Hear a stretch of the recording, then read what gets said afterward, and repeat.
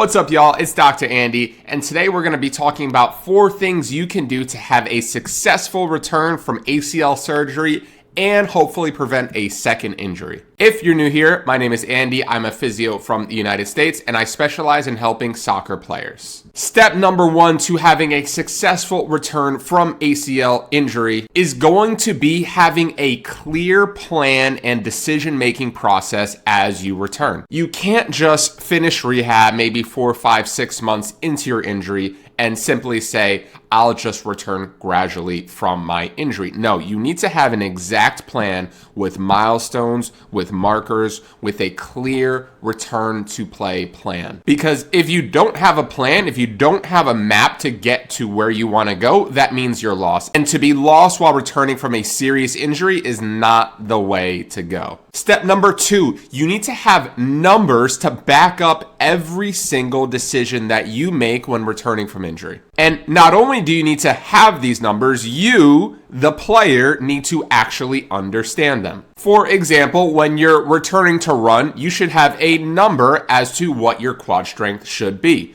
When you're returning to play, you should have a number as to how far you're jumping on your return to play sport testing. When you're returning to your team for the first time, you should have a number as to how many training blocks you'll participate in. And when you return to match play, you should have a number as to how many minutes you're going to play week 1, week 2, week 3, and week 4. Numbers are important. They make sure that every single milestone is hit and no check boxes are incomplete. Number 3, you have to be psychologically ready.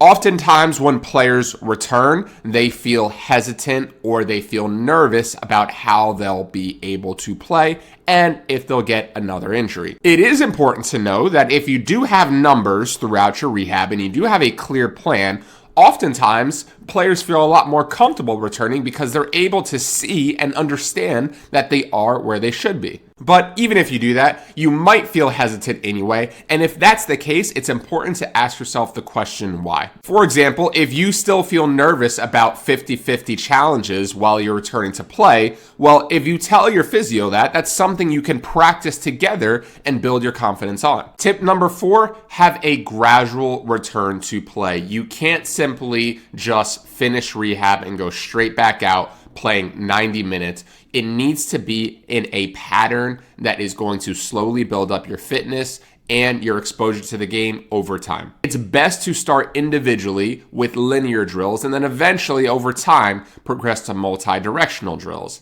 After that's all settled, you can start to add in some reaction timing while working on your more technical abilities such as crossing, shooting, passing. And eventually, you can start to rejoin your team as maybe a bumper or a non-contact player and eventually progressing through the contact stages up until full training. This will help to expose your knee and the rest of your body to the stressors of the game of soccer in a linear way that will slowly build you up over time without overloading any one particular structure in the knee. But I hope you guys enjoy this video. Make sure you like, comment, share, and subscribe to stay tuned to all of soccer's biggest injury and fitness updates. Thanks for watching. We'll see y'all next time.